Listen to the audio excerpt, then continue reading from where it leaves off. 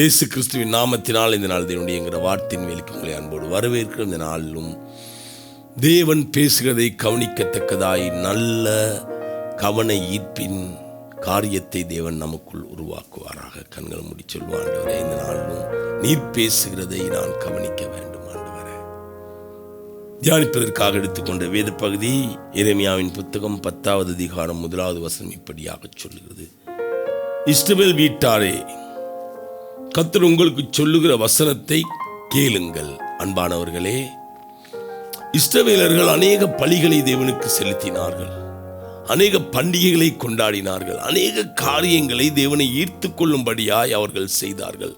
ஆனால் வசனம் சொல்லுகிறது, இஸ்ரவேல் வீட்டாரே, கர்த்தர் உங்களுக்கு சொல்லுகிற வசனத்தை கேளுங்கள்.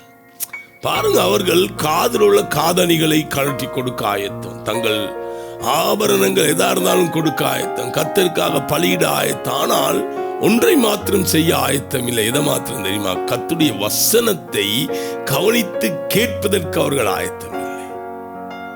கர்த்தர் சீனாய் மலையில் எழுந்தருளி அந்த ஜனங்களோடு பேச ஆசைப்பட்டு கர்த்தர் பேசுகிறார். ஜனங்கள் சொல்லுகிறார்கள், தேவன் எங்களோடு பேசாதிருப்பாராக. எங்களால் அதை கவனிக்க முடியதில்லை. இன்றைக்கும் அதே நிலைதான். இன்றைக்கும் அநேக ஆராதனை செலுத்துகிறோம், அநேக மெசேஜ்களை கேட்கிறோம், அநேக பாடல்களை போட்டு ஆராதிக்கிறோம், ஆடுகிறோம், பாடுகிறோம். ஆனா ஆண்டவர் சொல்றாரு, என் ஜனமே, நான் சொல்வதை கேள். உன் செவிகளின் சத்தத்துக்காய் திறந்திருப்பதாக. இந்த வருடம் தேவன் நம்மிடத்தில் பண்ணுகிற ரிக்வெஸ்ட், ஆராதனை பிழை என்று தேவன் சொல்ல வருவதில்லை, ஆராதிக்க வேண்டும். கீழ்ப்படுதல் பிழை என்று தேவன் சொல்லவர்கள் கீழ்ப்படிய வேண்டும். இவை எல்லாவற்றையும் நான் செய்துட்டு தேவனுடைய சத்தத்துக்கு மாத்திரம் என் செவியை விலக்குவேனாக இருந்தால், நான் செய்கிற எல்லாவற்றின் பலனும் ஒன்றுமே இல்லாமல் போய்விடும். ஹல்லேலூயா. நம் நேரத்தை நாம் ஒதுக்குவோம். இந்த வருடத்தில் ஒரு தீர்மானத்தை எடுப்போம். ஆண்டவரே, உம்முடைய சத்தத்தை கேட்பதற்காக நேரத்தை நான் ஒதுக்குகிறேன். ஆண்டவரே, கவனித்து கேட்கணும். பாருங்க, எரேமியா 7வது அதிகாரத்தில் எரேமியா சொல்லும் பொழுது சொல்கிறான், கவனித்து கேட்க ஒருவரும் இல்லை.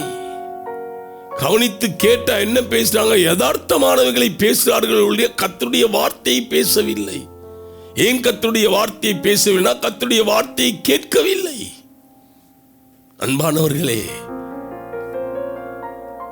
இந்த வருடம் ஒரு புதிய வருடம். ஒரு மனிதன் சொல்வதை நான் கேட்க வேண்டுமா இருந்தால் நான் பொறுமையோடு அந்த மனிதனுக்கு காத்திருக்க வேண்டும். உலக சத்தம், அந்த சத்தம், இந்த சத்தம், எல்லா சத்தத்தோடு அமர்ந்திருந்தால் மெல்லிய சத்தங்கள் காதில் ஒலிக்காது. 10 சத்தம் நம்மை ஈர்க்கும் பொழுது எந்த சத்தத்துக்கு செவி கொடுப்பது என்று தெரியாமல் நாங்கள் இருப்போம். எல்லாமே நல்லது, எல்லாவற்றையும் ஒரு நேரம் வரும்பொழுது ஒதுக்கி வைத்துவிட்டு ஆண்டவருடைய சத்தத்தை கேட்பதற்கு இந்த வருடத்தில் நேரங்களை நீங்கள் ஒதுக்கும் பொழுது நிச்சயமாய் தேவன் உங்களோடு பேசுவார். நீங்க செய்ய வேண்டிய காரியத்தை தேவன் சொல்லுவார், நீங்க செய்யக்கூடாத காரியத்தையும் தேவன் சொல்லுவார். உங்கள் வாழ்க்கையின் உயர்வை குறித்து தேவன் பேசுவார், உங்கள் வாழ்க்கையின் அடுத்த படியை குறித்து தேவன் பேசுவார், அடுத்த இலக்கை குறித்து தேவன் பேசுவார். அடுத்த ஒவ்வொரு காரியத்தையும் குறித்து தேவன் உங்களோடு பேசுவதற்கு ஆவலாய் இருக்கிறபடினால தான் சொல்லுகிறாரு, என் ஜனமே, என் சத்தத்தை கேள்.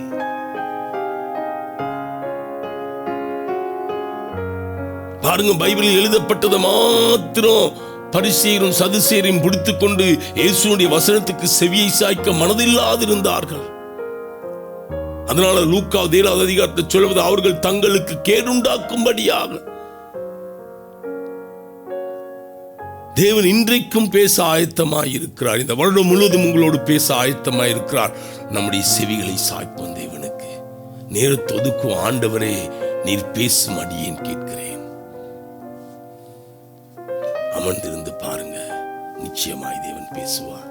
கண்களை மூடுவோம். ஆண்டவரே, எல்லா சத்தத்தையும் கேட்டு என் மனம் குழம்பி போயிருக்கிறது. ஆண்டவரே, இதோ நீர் பேசுகிற சத்தத்தை கேட்பதற்கு நேரத்தை ஆயத்தப்படுத்துங்க. நீர் ஒவ்வொரு நாளும் எங்களோடு பேச வாஞ்சியாய் இருக்கிறேன். உம்மோடு நான் நேரத்தை செலவிட இனி வரும் நாட்களில் என்னை அர்ப்பணிக்கிறேன். இயேசுவின் மூலமாய் பிதாவே, ஆமென். கர்த்தர் தாமே உங்களை ஆசீர்வதிப்பார்.